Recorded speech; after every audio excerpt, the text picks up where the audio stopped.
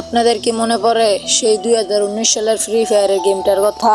আপনাদের কি মনে পড়ে সেই 2020-19 সালের ইউটিউবারদের কথা? আপনাদের কি আবার মনে পড়ে সেই 2020 সালের 19 সালের রালডামের কথা? আপনাদের কি মনে পড়ে সেই 2019 সালের ইন্ডিয়ার সার্ভারের কথা? একসাথে কতই না গেম খেলতাম ইন্ডিয়ার সার্ভারদের প্লেয়ারদের সাথে।